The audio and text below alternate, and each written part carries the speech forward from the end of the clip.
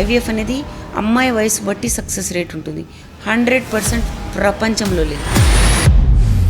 ఎక్కువ డోనర్స్ అంటే ఎగ్ డోనర్సే ఉంటారు కానీ సీమన్ డోనర్స్ ఎక్కువ ఉండరు అనుకుంటా నాకు తెలిసి.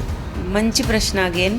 బట్ ఏంటంటే ఎంత కొట్లాడుకున్నారంటే అసలు ఎవరి బేబీనో ఏం పాడో ఇవిడికి నా లక్షణాలే లేవు, దరిద్రుడు ఇది అది అనేసాడు డోనర్ స్పర్మ్ వాడుతూ. ఆ అబ్బాయి వినేశాడు, ఇంటి నుంచి పారిపోయాడు. ఇంతవరకు దొరకలేదు. సో ఇప్పుడు డెస్పరేట్ ఉన్నారు. ఏసేయండి మేడం నాకు పిల్లలు కావాలి, అందరు ఇది అంటున్నారు అది అంటున్నారు. కానీ ఫ్యూచర్లో మీకు ఆ రెస్పాన్సిబిలిటీ లేకపోతే వాడొద్దు. ఐవీఎఫ్ త్రూ పుట్టిన బేబీ హెల్తీగా ఉంటుందా? ఏమైనా ప్రాబ్లమ్స్ ఉంటాయా ఫ్యూచర్లో?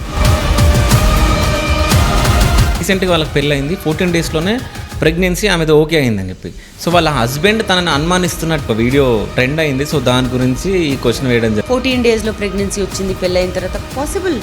అనుమానించాల్సిన అవసరం లేదు, పాసిబుల్ ఉంది.